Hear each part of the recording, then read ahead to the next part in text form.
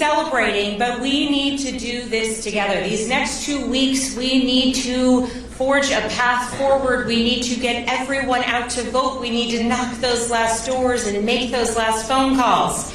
So I'm going to ask you all, are you ready to send a message to the rest of the country and the world about what it is that we do here in Virginia when given the opportunity to go cast our ballots?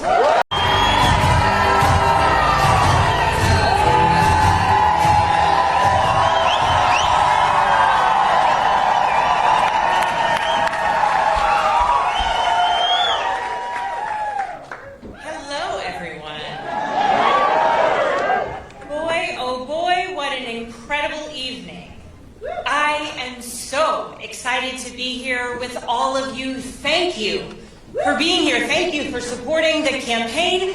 Thank you for taking an action of hope.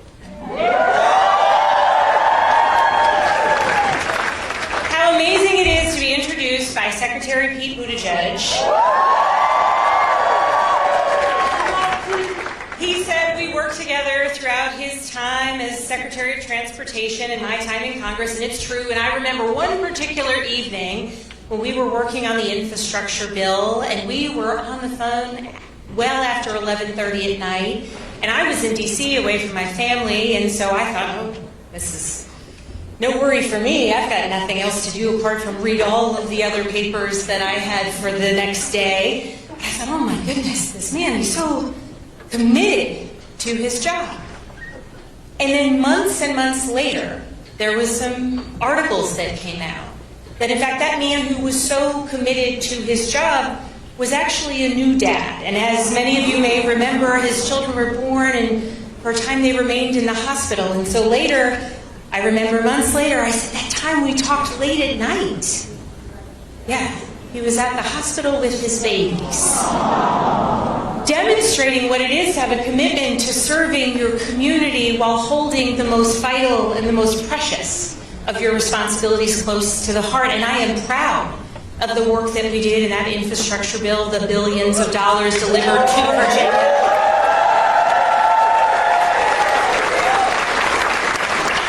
And I am proud that as a member of Congress, we welcomed the Secretary to Virginia to see so many of the projects that in fact we were delivering because of that work to build a coalition around an obvious challenge. Infrastructure, roads, bridges, broadband internet connectivity, water infrastructure, the brass tacks that make our community strong, that allow us to bring investment to Virginia, that allow us to live our lives, the things we never really notice until they're not working or not there. That's the work of good governance, focus, leadership, working to deliver good things for people that enable other good things. And I am very excited to be in Charlottesville. Wahoo wah, everyone.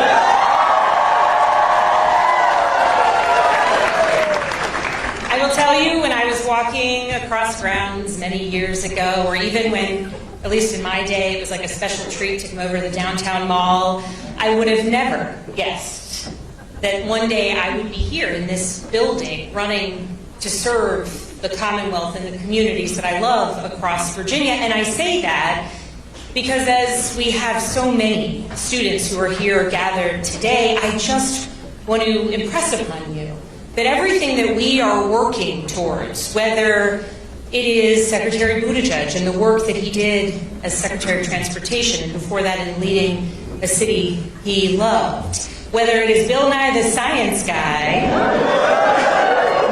who educated generations of children and captivated people by the idea of what it is to learn and to be excited by science and discovery and figuring things out.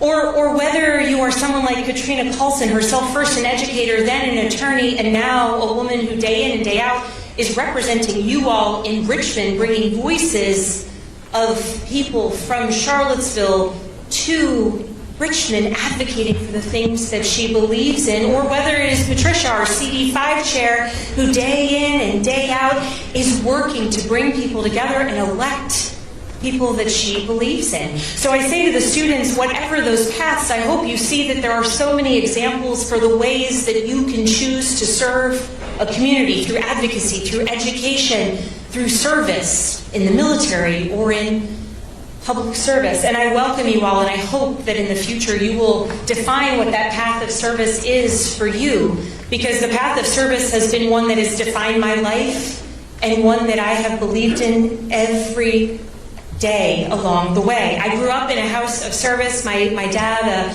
Army veteran and then a federal agent, my mother, a nurse, and they always instilled upon us the idea that there's no higher calling than service to country. It's a message that I internalized. It's a message that I believed in, and I grew up knowing that I wanted to follow in my dad's footsteps. And I did, first as a federal agent and then as a CIA officer. And the mission of traveling the world and of serving overseas and of trying, endeavoring to answer some of the toughest questions so that somebody somewhere could make a good decision about an issue of national security, so that I could be working day in and day out to keep the American people safe. It was a mission I believed in. It was a mission that was incredible. And in 2014, after being overseas with our family, we were based in California, and we were bidding on our next assignment. And we brought out a globe. And at the time, my oldest daughter, she was 5, we brought out a globe, and we said, where should we go? It was supposed to be a teachable moment. Where should we go? Name your place anywhere in the world we can go. And my daughter said, Virginia.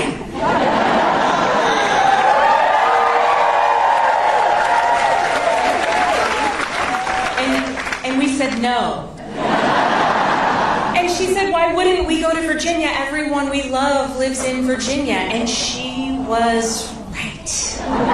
Everyone we love lives in Virginia, and we decided to pivot from that path of service to country that we had been on with my job to service to community. And I thought, we're going to move back home. We're going to settle down. We're going to put down roots, and we're going to invest in a community that we love, the community that made my husband and I both who we are. He's also a Wahoo. E-school. Obviously, I was arts and sciences.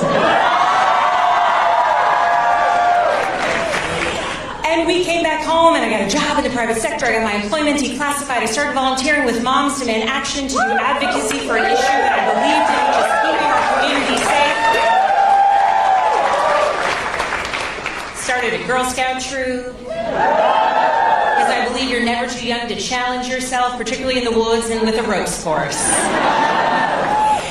And then in the lead up to and the aftermath of the 2016 election, I realized that so much of what I believed about our political system was perhaps a little bit off kilter, and I wanted to see something different in politics, and so I decided to run for Congress. I decided to run for Congress in a district that hadn't elected a Democrat since 1968, in a district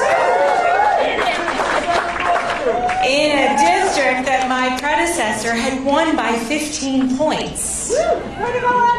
And I knew if we brought people together around the idea of what is principled, focused leadership and what can it do for our community, that we could win. And it is because of volunteers and people who believed at that time that their action could make a change. We won. We flipped that seat, and I got to work in the halls of Congress.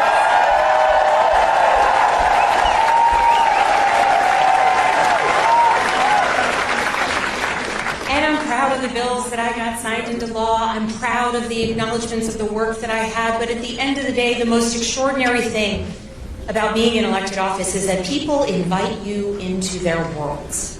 People invite you into their homes. They invite you onto their farms. They invite you into their businesses and their classrooms so that you can see their challenges and you can see their successes.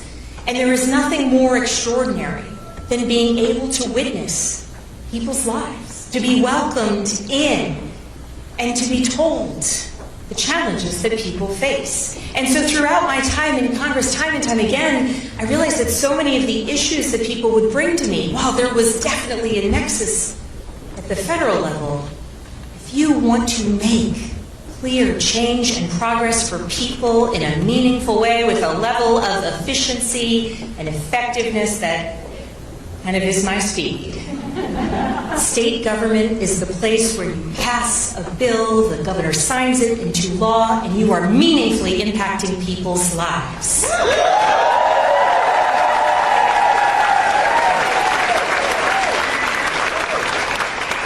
And during my time running for governor, over these past almost 2 years running for governor, you think it feels like a long time. People have talked about the challenges of what it is to get yet another bill in the mail, to get that prescription from your doctor and go to the pharmacy counter and wait for them to ring you up before you know whether or not you're actually going home with the medication that your doctor prescribed.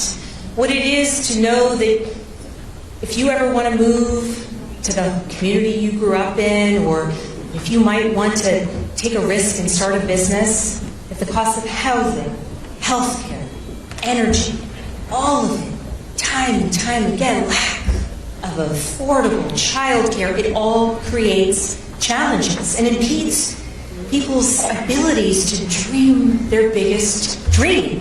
And frankly, time and time again, when I hear about these challenges, now we are seeing them even more austere and clear because of everything that is coming out of Washington. And everything that is coming out of Washington, Secretary Buttigieg certainly ran through the litany of things.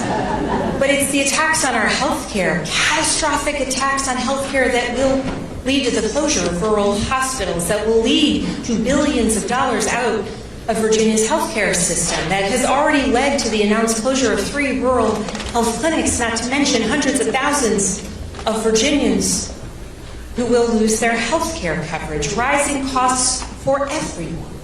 The tariffs that have literally raised costs, input costs for farmers and producers, and the retaliatory tariffs that have closed entire markets to Virginia goods. The impacts of tariffs on small businesses, and importantly, the attack on federal workers from this administration.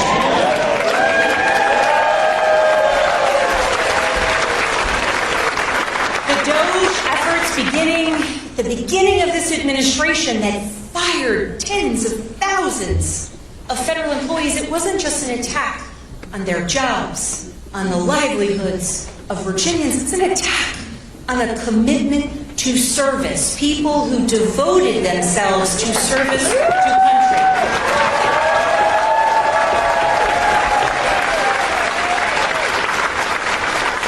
And when we have leaders in Richmond who refuse to recognize the impacts of bad legislation coming out of Washington that will raise prices for Virginians, of bad tariff policies that are hurting Virginians, and an attack on the federal workforce with DOGE 1.0, and now their effort to continue it during a government shutdown. These are attacks on Virginians and on our economy, and we need a governor who will stand up against them.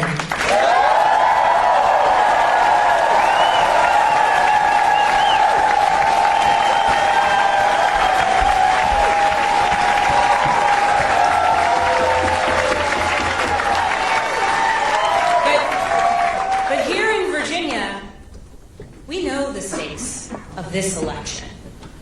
And in fact, we know all the challenges coming at us from Washington, from bad policies. But what we will do this November is not just vote against something, but we will vote for the policies that we believe in.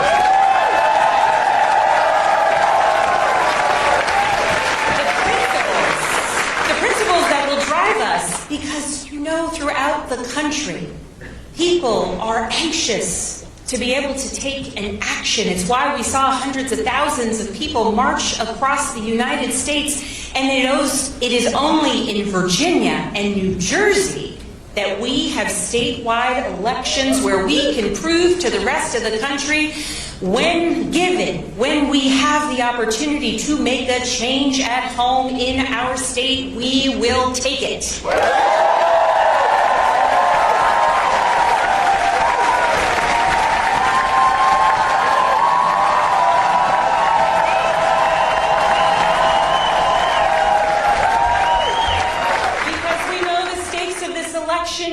we know what we are for. We are for a governor focused relentlessly on lowering costs in housing, healthcare, and energy, recognizing that there are a lot of challenges facing people in every corner of Virginia, and we need a governor who has a plan in working with the General Assembly and with the administration to drive down costs and make life more livable for Virginians.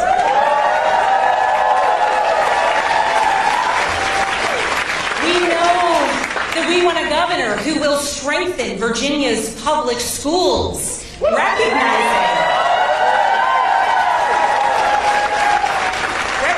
that the strength of our schools are the strength of our future, the strength of our workforce, the strength of our economy, and the way that we achieve and allow our kids to achieve every dream that might be theirs.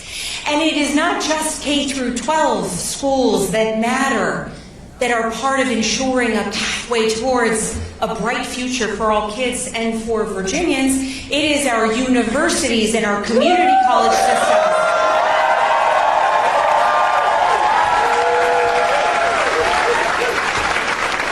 And here in Charlottesville, we know that academic freedom is also under attack. We need a governor who will stand up for the ideals put in place with Mr. Jefferson's University,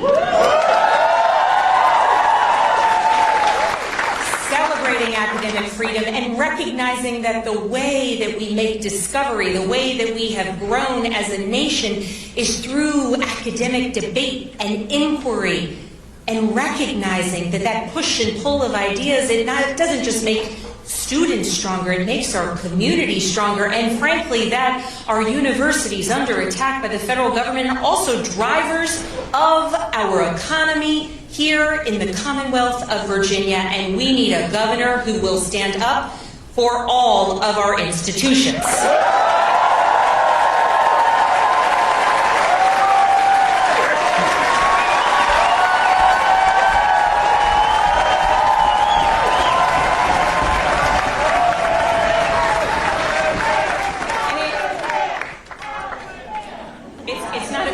For chanting, but I appreciate it. We need a governor who's going to work to grow our economy, bring investments to the Commonwealth, ensure that those with a great idea or a dream are able to start that business here. I know that so frequently we will celebrate people who graduated from this university or that high school in Virginia and then went off to California to start a business. We wish them good luck, but we want them to do it here in Virginia. And we need a governor who is focused on ensuring that when we bring talent to the Commonwealth, you fall in love with our beautiful Virginia, and you stay here building businesses and growing jobs and growing families and investing in the next generation.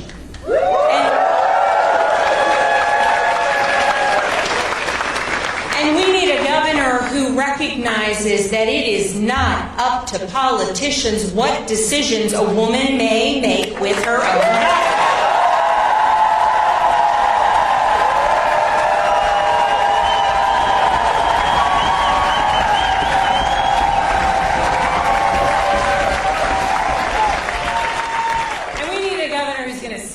For Virginia, celebrate it every day, and ensure that people around the world know that we are not just an example for how you do right at the ballot box this November, but that we are an example of how it is that we govern well once we win.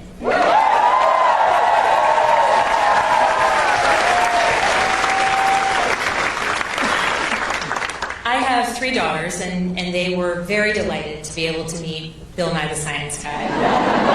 In fact, for years, when he would come to Capitol Hill and do advocacy for science policy and space-related policy, and I would meet with him frequently. At one point in time, I think one of my daughters said, "You should never come home again if you meet Bill Nye the Science Guy one more time without us." So I'm grateful that he finally made sure that I could fulfill my children's wish, because if I was to see him at an event and they were not with me, it would be very problematic for me. But I have 3 daughters, and they drive me so frequently. And I always tell the story about my oldest daughter and the globe because it's true, and because it's what motivated me to bring my family back home to the place that I love and the place that made me who I am. And it's what drove me, frankly, my daughters, to invest my time and energy in working to make our Commonwealth better for other people's children and other people's futures. And my middle daughter, who so frequently volunteers along the campaign trail, once remarked that I don't ever tell stories about her. But I have a really good one. And so for those who are here, you are here because you are engaged and because you love politics, or at least you are motivated about this election, and you are taking that action of hope that Secretary Buttigieg mentioned. But for all of your friends or families members or neighbors who might just be overwhelmed by this moment that we are in, by the news that every day is a new thing, it might make you want to just turn away. Many years ago, when I was first running for office, my daughters were in 1st grade and 4th grade and preschool. And at my daughter's school, because the 2016 election had been so contentious, my daughter's school made a rule that they weren't allowed to talk about politics. They weren't allowed to talk about politics because talking about politics meant there was a kid crying on the playground. There were fights. There were people repeating the things they had heard adults say on television that children should never say to one another. And so they made this rule, no politics in school. And in the first year of my campaign, we got buttons, and they say Spanberger for Congress. And my middle daughter slapped a button on her backpack in 1st grade. And my oldest daughter, the dutiful oldest daughter, said, "Charlotte, you can't have that button on your backpack. It's politics. You can't have politics at school." And my middle daughter looked at her with the ferocity that only a middle daughter could have, and said, "It's not politics, it's my name."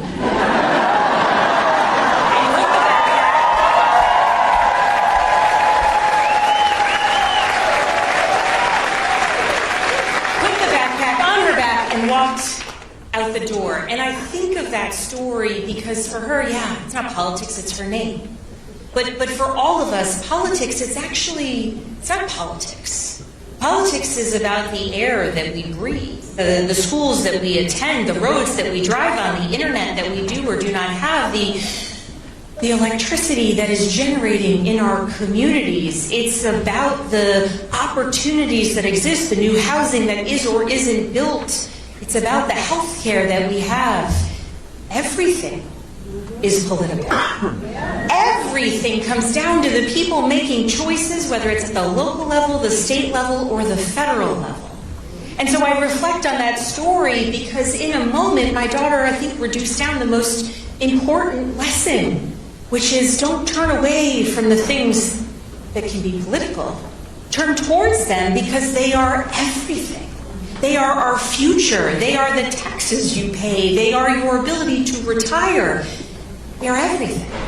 And so when I think about what this moment means to anyone who has friends or family that is just tired, remind them that everything comes down to the people who are making decisions.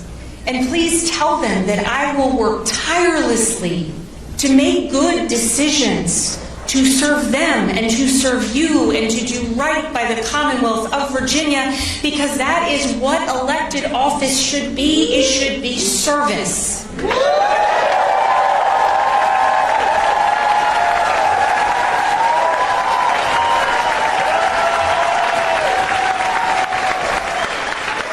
so, Virginia, 2 weeks from today,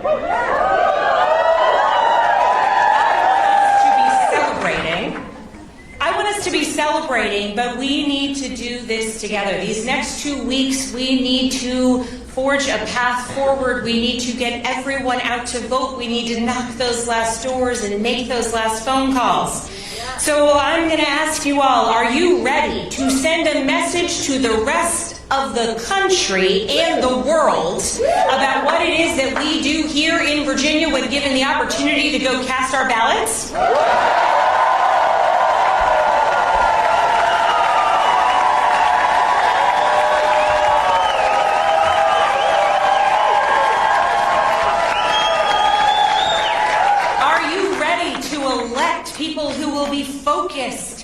strengthening our economy and creating opportunity for all of our kids and all of our neighbors? Are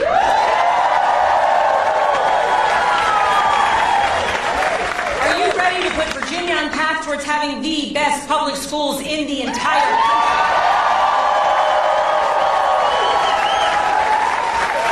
Are you ready to make Virginia more affordable for all Virginians?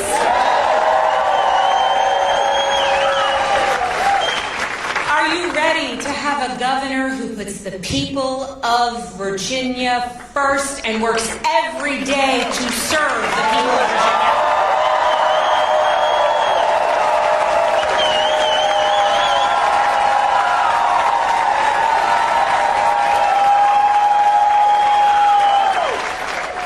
One last one. Are you ready to win?